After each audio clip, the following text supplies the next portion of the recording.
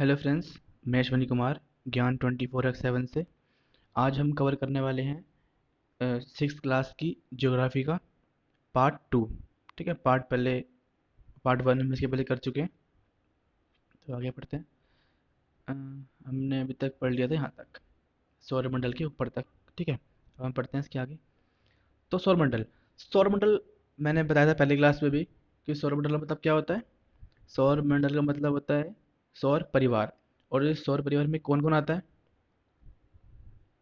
इसमें आता है सूर्य, 8 ग्रह, उपग्रह हैं कुछ। ठीक है, कुछ अन्य खगोलीय पिंड होते हैं। खगोलीय पिंड किसे बोलते हैं? जो भी चीज़ें पृथ्वी के बाहर आकाश में हैं, छोटी हैं या बड़ी हैं, ठीक है, उन सबको बोलते हैं खगोलीय पिंड। और कुछ क्षुद्र ग्रह भी होते हैं, ये किसे बोलते हैं हम आगे पढ़ेंगे। ठीक है, और कुछ उल्का पिंड होते हैं। ठीक है, इन सबको मिलाकर उल्का पिंड क्या होते हैं ये भी हम आगे पढ़ेंगे। ठीक है, इन सबको मिलाकर सौर मंडल का निर्माण होता है। ठीक है, उसे हम सौर परिवार का नाम देते हैं, जिसका मुखिया कौन है? सूरज है। अब सूरज मुखिया क्यों है भाई? उसमें से क्या खास बात है जो मुखिया बन गया वो? खास बात यह है कि वो अकेला ही एक ऐसा है जो सबको ऊर्जा देता है। सब ग्रहों को, जितने भी ग्रह, उपग्रह, क्षुद्र ग्रह, कुछ जितना भी है उल्का पिंड आकाश में, उन सबको ऊर्जा कौन देता है? सिर्फ एक ही है, वो कौन? सूरज, सूर्य। ठीक है, तो सूर्य के बारे में पढ़ते हैं, है ना। इसलिए हम सबसे पहले पढ़ेंगे सूर्य के बारे में। सूर्य सौरमंडल के केंद्र में स्थित है ना। ऐसे ये सूरज हो गया, तो बाकी ग्रह क्या करते हैं? इसके चक्कर काटते हैं। ठीक है, तो केंद्र में है सूरज। सूर्य सौरमंडल के केंद्र में स्थित है। यह बहुत बड़ा है, बहुत बड़ा है। ठीक है, एवं अत्यधिक गर्म गैसों से बना है। और ये गैस से बना है, कौन सी गैस से बना है? हीलियम से और हाइड्रोजन से। ठीक है, इसका खिंचाव बल इससे सौरमंडल को बांधे रखता है। ठीक है, बोला इसका खिंचाव बल मतलब होता है गुरुत्वाकर्षण बल। यानी एक तरीके की एक बल होता है जो सभी जो 8 ग्रह हैं उनको अपनी तरफ खींचता है। जितनी भी चीज़ें होती हैं वो सब के सब सूरज अपनी ओर खींचता है, उसे बोलते हैं गुरुत्वाकर्षण बल, जिसको खिंचाव बल भी बोलते हैं। ठीक है, इसका खिंचाव बल इससे सौरमंडल को बांधे रखता है। ठीक है, यानी ऐसा कभी हो जाए कि ग्रह सब बिखर बिखर गए हों, अलग अलग हो गए हों? नहीं होते ना, क्योंकि जो सूरज है वो इनको अपनी ओर खींचता है। ठीक है, सूर्य सौरमंडल के लिए प्रकाश एवं ऊष्मा का एकमात्र स्रोत है। ठीक है, ये पहले बता चुके हैं कि एक सूरज ही ऐसा है जो प्रकाश और ऊष्मा देता है सब ग्रहों को और उपग्रहों को भी। लेकिन हम इसकी अत्यधिक तेज ऊष्मा को महसूस नहीं करते हैं। क्यों क्यों नहीं करते हैं? क्योंकि सबसे नज़दीक का तारा होने के बावजूद यह हमसे बहुत दूर है। कितनी दूर है? 15 करोड़ किलोमीटर। ठीक है, पहले मैंने साथ 5 का था, तो 15 करोड़ है। ठीक है, याद कर लेना कितना किलोमीटर। 15 करोड़ किलोमीटर दूर है सूरज हमसे, इसलिए हमको उसकी गर्मी का एहसास नहीं हो पाता है। होता है पर बहुत ही कम होता है। आगे बढ़ते हैं, ग्रह क्या होते हैं। ठीक है, हमारे सौरमंडल में 8 ग्रह हैं। पहला कौन सा है? बुध, शुक्र, पृथ्वी, मंगल, बृहस्पति, शनि, अरुण, वरुण। ठीक है, बुध, शुक्र, पृथ्वी, मंगल, बृहस्पति, शनि, अरुण, वरुण। अरुण वरुण को बोलते हैं यूरेनस और नेपच्यून। अब इनको याद कैसे किया जाए? याद करने की एक ट्रिक है, वो ये रही यहाँ पे। My very efficient mother just serve us nuts. जो इसमें रेड कलर के जो कैपिटल वर्ड लिखे हुए हैं, MVEMJSUN, ये सब ना, ये सब एक ग्रह का पहला लेटर है। जैसे M से क्या होता है? मरकरी मतलब बुध। V से क्या होता है? वीनस मतलब शुक्र। E से क्या होता है? अर्थ मतलब पृथ्वी। M से क्या होता है? मार्स मतलब मंगल। J से क्या होता है? जुपिटर मतलब कि बृहस्पति। S से क्या होता है? सैटर्न मतलब शनि। U से यूरेनस और N से नेपच्यून। ठीक है, यूरेनस और नेपच्यून। आगे बढ़ते हैं। सौरमंडल के सभी 8 ग्रह एक निश्चित पथ पर सूर्य का चक्कर लगाते हैं। सौरमंडल में 8 ग्रह हैं, तो कभी ऐसा नहीं होता जैसे पृथ्वी है, ये सूरज हो गया। ठीक है, तो ये पृथ्वी घूम रही है सूरज के चारों ओर, और ये मान लो बृहस्पति ग्रह है, ये भी सूरज के चारों ओर घूम रहा है। तो कभी ऐसा नहीं होगा कि पृथ्वी यहाँ चली जाए। ठीक है, ऐसा कभी नहीं होता। जो ऐसा करेगा उसे हम ग्रह नहीं बोलते। ठीक है, जैसे कि जो हमारा प्लूटो है उसने यही काम किया था कि वो किसी और की कक्षा में जा हर बार चक्कर मारता था ऐसे करके। ऐसे ही दिखा बना रहा हूँ मैं। तो इसलिए वैज्ञानिकों ने उसका 2006 में ग्रह की श्रेणी से बाहर निकाल दिया, है ना। आगे बढ़ते हैं। ठीक है, ये रास्ता दीर्घवृत्ताकार में फैला हुआ है। हाँ, इस रास्ते को क्या नाम देते हैं हम? ये गोल तो है नहीं, इसे बोलते हैं हम दीर्घवृत्ताकार। जिस पथ पर, ये भी पथ बोलते हैं इसे, इस पथ पर जो ग्रह हैं वो सूर्य का चक्कर मारते हैं, इस पथ, ये पथ किस आकृति का है? दीर्घवृत्ताकार। ठीक है, ये कक्षा कहलाती है, इसे कक्षा ये बोलते हैं उस ग्रह की। ठीक है, जिस जो ग्रह जिस पथ पर घूमता है उसे उस ग्रह की कक्षा भी बोलते हैं, कक्षा। ठीक है, बुध सूर्य के सबसे नजदीक है, सबसे पास कौन है? बुध है। अपनी कक्षा में सूर्य के चारों ओर एक चक्कर लगाने में इसे केवल 88 दिन लगते हैं, यानी 88 डेज। यानी सूर्य का एक चक्कर ही काटता है 88 दिन में। ठीक है, सूर्य को पृथ्वी का जुड़वा ग्रह माना जाता है। जो सॉरी शुक्र को, जो शुक्र ग्रह है जो नंबर 2 पे होता है, उसको हम पृथ्वी का जुड़वा ग्रह ही बोलते हैं। क्यों बोलते हैं? क्योंकि इसका आकार, यानी इसका बनावट जैसी है बाहर से वो, और इसकी आकृति, यानी कैसे बना हुआ है, यानी आकार कितना बड़ा है ना, कितना बड़ा है, यानी साइज में देखें तो ये पृथ्वी के बराबर ही है। ठीक है, और इसकी आकृति जैसी है, इसकी आकृति कैसी है? इसकी आकृति ऐसी है, थोड़ी सी गोल नहीं है, मतलब थोड़ी सी गोल नहीं है, ऊपर से पिचकी है और नीचे से पिचकी हुई है, और ऐसी आकृति कुछ कुछ पृथ्वी की है। ये अभी आगे देखते हैं। शुक्र को पृथ्वी का जुड़वा ग्रह माना जाता है क्योंकि इसका आकार एवं आकृति लगभग पृथ्वी के समान ही है। ठीक है, अभी तक प्लूटो भी एक ग्रह माना जाता था, परंतु परंतु अंतर्राष्ट्रीय खगोलीय संगठन, नाम याद रखना है, अंतर्राष्ट्रीय खगोलीय संगठन ने अपनी बैठक में, कब हुई थी? जो 2006 में, अगस्त 2006 में, यह निर्णय लिया कि कुछ समय पहले खोजे गए अन्य खगोलीय पिंड क्या होते हैं? जो भी चीजें आकाश में घूम रही हैं, है ना, जैसे कि यानी उसके कुछ समय, यानी 2006 या कुछ टाइम पहले ही ये खोजा होगा। क्या नाम है इसका? 2003 में यूबी 313 कोमा सीरस। ठीक है, ये दो भी खोजे होंगे। तथा प्लूटो, इन सबको कहाँ पर डाल दिया गया? बोने ग्रहों में। ठीक है, 2006 में हुआ ये काम। ठीक है, आगे पढ़ते हैं। अब पढ़ते हैं पृथ्वी के बारे में। ठीक है, सूर्य से दूरी के हिसाब से पृथ्वी का स्थान तीसरा है ना, नंबर 3 पे आती है पृथ्वी। पहले कौन सा आता है? बुध, शुक्र, फिर पृथ्वी। तो तीसरा स्थान है पृथ्वी का, अगर हम सूर्य के से गिनती करते हैं तो। और आकार में यह पांचवा है, यानी सबसे बड़ा कौन है? बृहस्पति। ठीक है, तो ऐसे ही हम देख रहे हैं, तो आकार में कौन आता है? नंबर 5 पे आती है पृथ्वी। तो पृथ्वी का स्थान कौन सा आकार में? पांचवा नंबर का है।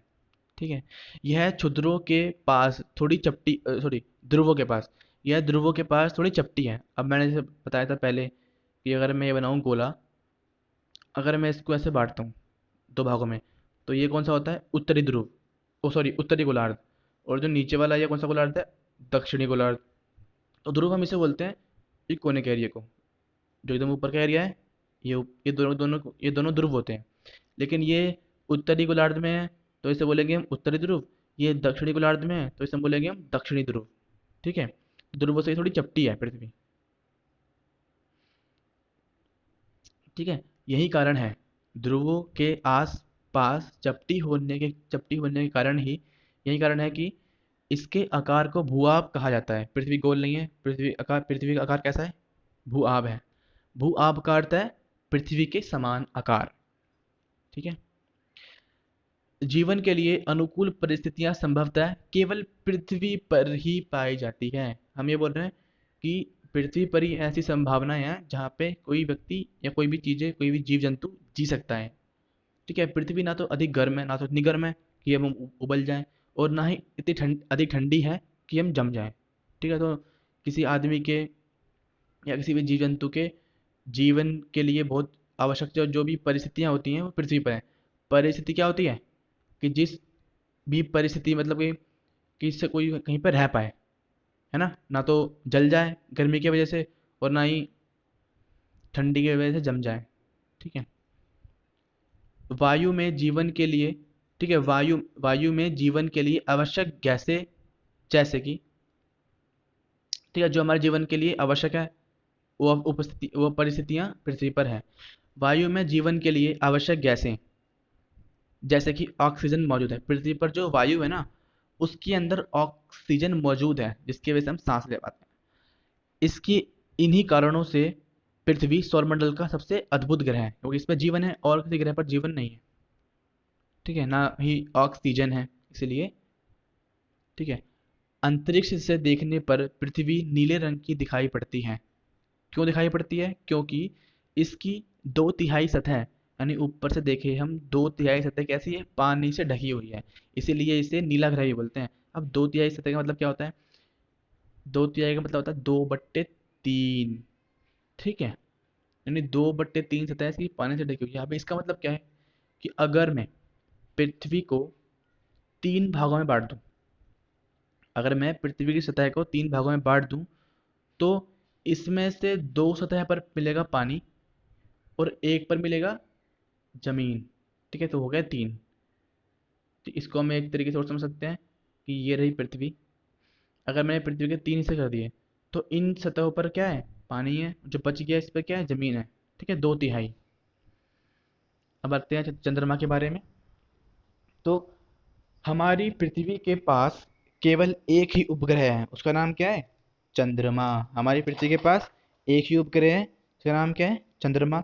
इसका व्यास पृथ्वी के व्यास का केवल 1/4 है। अब पृथ्वी के व्यास का 1/4 मतलब कि अगर मैं मान लूं कि पृथ्वी का जो व्यास है वो क्या है? अगर मैं मान लूं पृथ्वी का व्यास है 4, और चंद्रमा का व्यास अगर मुझे निकालना हो तो क्या करूंगा? पृथ्वी के व्यास का 1/4 है, तो मैं इसको गुणा कर दूंगा 1/4 से, तो कट जाएगा 4 से 4, क्या बचा? 1। मतलब कि अगर पृथ्वी का व्यास 4 होगा तो चंद्रमा का व्यास कितना होगा? 1। ठीक है, आगे बढ़ते हैं। यह इतना बड़ा इसलिए प्रतीत होता है ना? चंद्रमा का व्यास तो चंद्रमा भाई पृथ्वी से भी छोटा है, लेकिन हमको ये बड़ा सा क्यों लगता है? ये इतना बड़ा इसलिए प्रतीत होता है क्योंकि यह हमारे ग्रह से अन्य खगोलीय पिंडों की अपेक्षा नजदीक है। अब इसका एग्जांपल हम ऐसे ले सकते हैं कि पृथ्वी जो हमारा सूरज है, वो हमसे 15 करोड़ किलोमीटर दूर है ना? और जबकि जो चांद है, ये सिर्फ 4 लाख के आसपास, ठीक है, 3,84,400 किलोमीटर दूर है। अब 15 करोड़ मतलब 15 करोड़ में कितने जीरो होते हैं? 7 जीरो। 1 2 3 4 5 6 7, इतने दूर है हमसे सूरज। और चंद्रमा सिर्फ 3,84,400 किलोमीटर, इसलिए हमको चंद्रमा बड़ा दिखाई देता है। ठीक है, अब आप पृथ्वी से सूर्य एवं चंद्रमा की दूरी की तुलना कीजिए, है ना? पता है ये भाई, सूरज दूर है ज़्यादा। आगे बढ़ते हैं। चंद्रमा पृथ्वी का एक चक्कर लगभग 27 दिन में पूरा करता है। ठीक है, 27 दिन में जो चंद्रमा है वो पृथ्वी के चारों ओर घूम पाता है। और लगभग इतने ही दिनों में, लगभग बोल रहा है, लगभग इतने ही दिनों में यह अपने अक्ष पर एक चक्कर भी पूरा करता है। अब एक तो मैंने दो गतियां बताई थी। एक तो होता है कि ये पृथ्वी मान लें, और ये है चंद्रमा जो पृथ्वी के चारों ओर घूम रहा है। एक तो ऐसे घूमता है, इसे क्या बोलते हैं? परिक्रमण। ये करता है 27 दिन में। और एक होता है कि अपने ही स्थान पर रहना और उस पर घूमते रहना खड़े खड़े, है ना? इसे क्या बोलते हैं? घूर्णन। तो ये भी करता है 27 दिन में, और ये भी करता है लगभग लगभग 27 दिनों में ही। ठीक है, आगे बढ़ते हैं। इसके परिणाम स्वरूप पृथ्वी से हम हमें चंद्रमा का केवल एक ही भाग दिखाई पड़ता है। ठीक है, ये वाली बात याद कर लेंगे कि हमें हमेशा चंद्रमा का एक ही भाग दिखाई पड़ता है। अगर गौर किया होगा तो अगर हम चंद्रमा को देखते हैं तो हमेशा हमको चेहरा वही चेहरा, है ना? नाक नाक मुंह बने हुए दिखाई पड़ते हैं, तो कभी कभी बदलते नहीं है, हमेशा ऐसे ही रहते हैं। ठीक है, आगे बढ़ते हैं। चंद्रमा की परिस्थितियां जीवन के लिए अनुकूल नहीं है। ठीक है, हम इस पर रह नहीं सकते क्योंकि यहाँ पे ऑक्सीजन नहीं है। इसकी सतह पर पर्वत, मैदान एवं गड्ढे हैं जो चंद्रमा की सतह पर छाया बनाते हैं। तो इसी वजह से जो देखा है ना मुंह बनता है चंद्रमा के ऊपर, वो इसी वजह से बनता है। ठीक है, और यहाँ पे परछाई पड़ती है, तो इसलिए वहाँ पे छाया आती है, तो उस वजह से लगता है कि मुंह बन रहा है वहाँ पे। ठीक है, पूर्णिमा के दिन चंद्रमा पर इनकी छाया को देखा जा सकता है। ठीक है, पूर्णिमा क्या होती है? पीछे पड़ चुके हैं। जिस समय चांद पूरा बने गोल, कभी चांद दिखता है ऐसा आधा, है ना? फिर ऐसा हो जाता है, बढ़ते रहता है, फिर एक देर में गोल आता है, इसे बोलते हैं पूर्णिमा, है ना? तो तब उस टाइम पर छाया दिखाई पड़ती है, बहुत पूरी की पूरी छाया कैसे बनती है। इसके बाद आता है क्षुद्र ग्रह। क्षुद्र ग्रह क्या होते हैं? तो ये ऊपर आया था ना क्षुद्र ग्रह, देखते हैं क्या होते हैं क्षुद्र ग्रह। क्षुद्र ग्रह होते हैं, ठीक है, तारों, ग्रहों एवं उपग्रहों के अतिरिक्त ठीक है। तारों, ग्रहों एवं उपग्रहों के अतिरिक्त असंख्य छोटे पिंड सूर्य के चारों ओर चक्कर लगाते हैं। ठीक है, छोटे छोटे पिंड होते हैं जो सूर्य के चारों ओर चक्कर लगाते हैं। इन पिंडों को क्षुद्र ग्रह बोलते हैं, यानी छोटे छोटे टुकड़े से होते हैं पत्थर के। हमारे छोटे होते हैं सूरज के लिए, क्योंकि वो तो बहुत बड़ा है। हमारे लिए तो बड़े ही होंगे ना, क्योंकि हम तो बहुत छोटे हैं सूरज से। तो इन पिंडों को क्षुद्र ग्रह कहते हैं। ये मंगल एवं बृहस्पति की कक्षा के बीच में पाए जाते हैं। अब मंगल और बृहस्पति की कक्षा ये रही,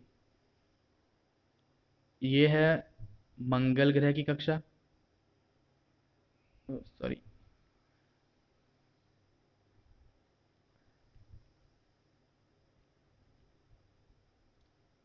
ये है मंगल ग्रह की कक्षा और ये है बृहस्पति ग्रह की कक्षा। तो इनके बीच में शुद्ध ग्रह कहाँ है, ये रहे। ठीक है, ये पट्टी है, यानी इस पूरी पट्टी पर शुद्ध ग्रह ही मिलते हैं हमको, छोटे छोटे पत्थर के टुकड़े होते हैं। ठीक है, आगे बढ़ते हैं। ये मंगल एव यह मंगल एवं बृहस्पति की कक्षाओं के बीच में पाए जाते हैं। वैज्ञानिकों के अनुसार शुद्ध ग्रह वैज्ञानिकों के अनुसार शुद्ध ग्रह ग्रह के ही भाग हैं, जो कि बहुत वर्ष पहले, यानी बहुत हजारों वर्ष पहले विस्फोट के बाद ग्रहों से टूट के अलग हो गए होंगे। ठीक है, यानी ये ग्रह कोई पार्ट है जो अलग हो गए, टूट गए हैं और वहां पे आके इकट्ठा हो गए हैं। अब आता है उल्कापिंड क्या होता है। सूर्य के चारों ओर चक्कर लगाने वाले पत्थरों के छोटे छोटे टुकड़ों को उल्कापिंड कहते हैं। ठीक है, कभी कभी ये उल्कापिंड पृथ्वी के इतने नजदीक आ जाते हैं कि इनकी प्रवृत्ति पृथ्वी पर गिरने की हो जाती है। अब पृथ्वी के पास भी अपना बल होता है जो और चीजों को अपनी ओर खींचता है। अगर कोई चीज पृथ्वी के बाहर से निकल रही हो ना, तो उसको वो अपनी ओर खींच लेती है। ठीक है, पत्थरों को, तो वो पत्थर पृथ्वी के अंदर अंदर आ जाते हैं। ठीक है, कभी कभी ये उल्कापिंड पृथ्वी के इतनी इतनी इतनी पास में, यानी इतनी नजदीक आ जाते हैं कि इनकी आकृति पृथ्वी पर गिरने की होती है। इस प्रक्रिया के दौरान वायु के साथ घर्षण होने के कारण, अब अब जब ये पृथ्वी के वायुमंडल में प्रवेश करते हैं, यानी पृथ्वी के अंदर आते हैं, तो पृथ्वी के अंदर धूल के कण होते हैं बहुत सारे और बहुत सारी गैसें होती हैं। तो जब ये सब इनसे टकराता है ना पत्थर, तो उसमें आग लग जाती है।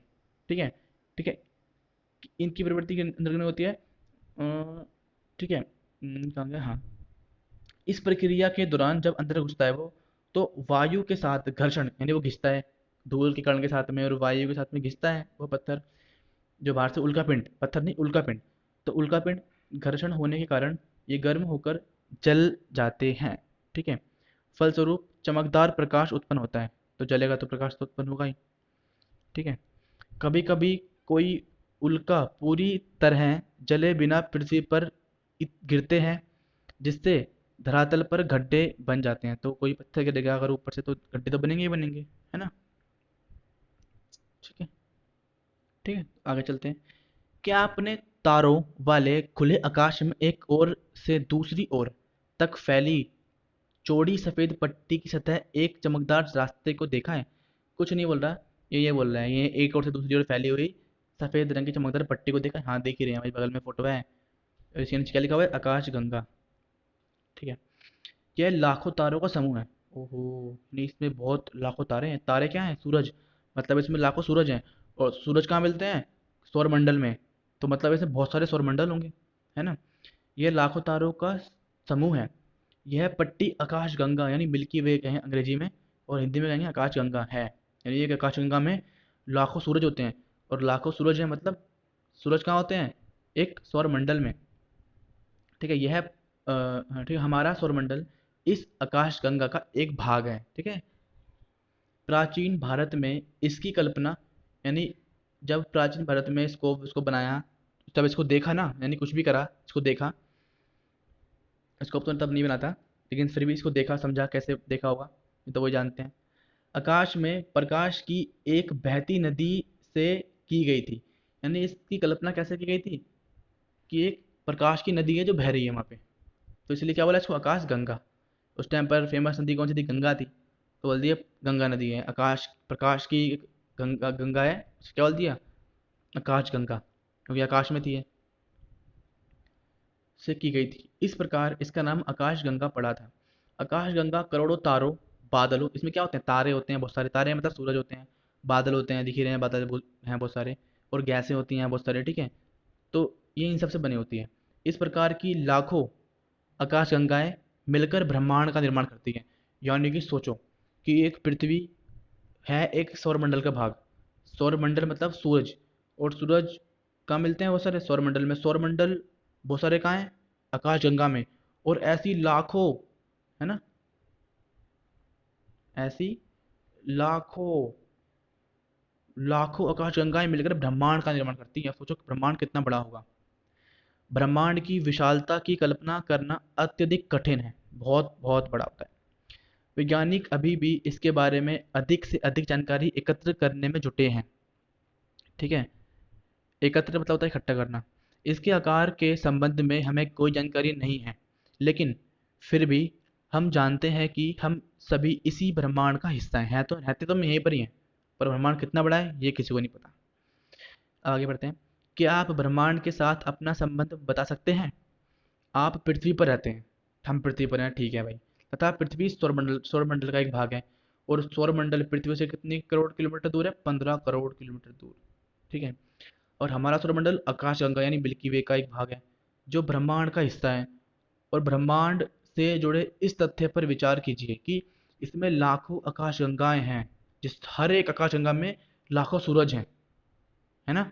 और उन के अंदर अपने कुछ ग्रह होते हैं, ठीक है, मौजूद है। इस चित्र में अपना स्थान ढूंढिए भाई, कहाँ पर है? सोचो भाई तुम कितने छोटे हो, कितने पिद्दे से हो, ठीक है। तो अपने आप को ज़्यादा बड़ा मत समझा करो कि हमारी हाइट कितनी है, 3 फुट, 4 फुट, 5 फुट, ये कुछ भी नहीं है। हम बहुत छोटे हैं और ब्रह्मांड बहुत बड़ा है, बहुत बड़ा है, ठीक है। तो ये हो गया पहला चैप्टर ख़त्म। इसके बाद हम पढ़ेंगे अपना चैप्टर नंबर 2। तब तक के लिए गुड बाय।